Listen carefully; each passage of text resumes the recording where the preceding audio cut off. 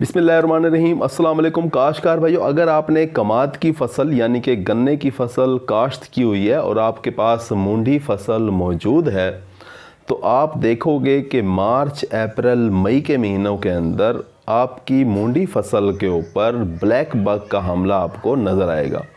इस black bug को हम स्याह बग भी कहते हैं।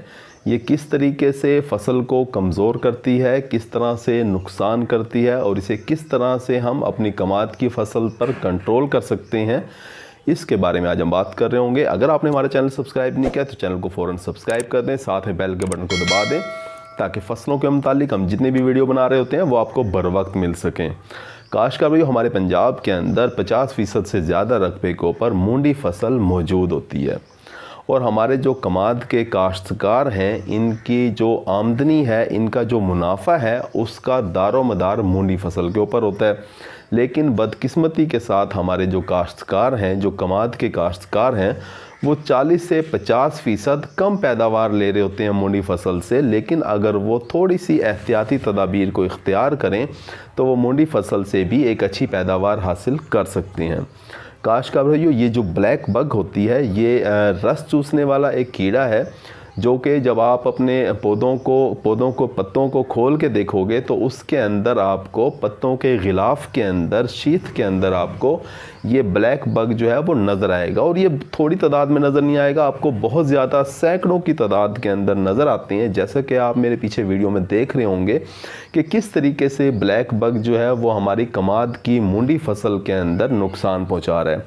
काश्तकार भाई, ये रस चूसने वाला कीड़ा है, ये पत्तों से रस चूसता है, पौधे को कमज़ोर कर देता है, पौधा हमारा पीले रंगत का हो जाता है और सारी की सारी फसल जो है वो पीली रंग की आपको नज़र आएगी। काश्तकार भाई, जब फसल कमज़ोर हो जाती है तो फिर उसकी टिलरिंग भी कम होती है और वो शुरू से ही अगर कमज़ोर हो जाए, जैसे कि मूंडी फसल है, जैसे ही वो उगाव करती है तो ब्लैक बग का हमला हो जाता है, यानी कि फसल शुरू में ही कमज़ोर हो जाती है। उससे क्या होता है कि बाद में भी वो एक अच्छी पैदावार आपको नहीं दे सकती। काश्तकार भाइयों, इस ब्लैक बग का वक्त पर कंट्रोल करना बहुत ज़रूरी है। अगर आप इसे वक्त पर कंट्रोल कर लेते हैं तो आप एक अच्छी पैदावार लेने में कामयाब हो सकते हैं। काश्तकार भाइयों, ये ब्लैक बग जो है ये आपको सैकड़ों की तादाद के अंदर पौधे के अंदर आपको नज़र आएगी। अगर कंट्रोल की बात की जाए तो आप किसी अच्छी कंपनी का बाइफेंथ्रीन 250 मिलीलीटर फ़ी एकड़ के हिसाब से 120 लीटर पानी के अंदर आप इसे हल करके महलूल बना के आप स्प्रे करवाओगे अपनी फसल के ऊपर। और स्प्रे भी इस तरीके से करनी है कि पानी जो है वो पत्तों के अंदर तक जाए, पौधे के अंदर तक जाए, क्योंकि ये जो ब्लैक बग है ये अंदर मौजूद होती है। जब आप इस तरीके से थोड़ा सा ज़्यादा पानी आप इस्तेमाल करोगे तो आप अपनी कमाद की फसल से ब्लैक बग का खात्मा कर लोगे। काश्तकार भाई, इसी तरह से लैम्डा सेहलोथ्रीन जो जहर है वो भी अगर आप 400 मिलीलीटर फ़ी एकड़ के हिसाब से अगर आप स्प्रे करवाते हो अपनी फसल के ऊपर तो उससे भी ब्लैक बग जो है वो बड़े अच्छे तरीके से कंट्रोल हो जाता है। काश्तकार भाई, इसके अलावा जो अच्छे काश्तकार हैं वो फिप्रोनिल 80% WG वाला 30 ग्राम फ़ी एकड़ के हिसाब से स्प्रे करवाते हैं और ब्लैक बग का बड़े ही अच्छे तरीके से ख़ात्मा कर लेते हैं। ये जो फिप्रोनिल 80% WG है ये आपको रीजेंट के नाम से, बायर कंपनी का रीजेंट के नाम से आपको मार्केट में मिल रहा होगा।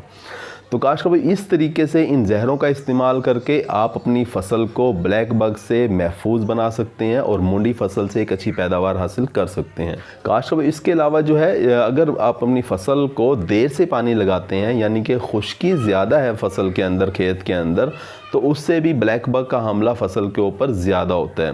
यानी खुश्की के अंदर ज़्यादा होता है तो मुनासिब वक्फे के साथ अपने खेत को पानी लगाते रहें ताकि ब्लैक बग जो है हमारे खेत में ज़्यादा नुकसान ना कर सके।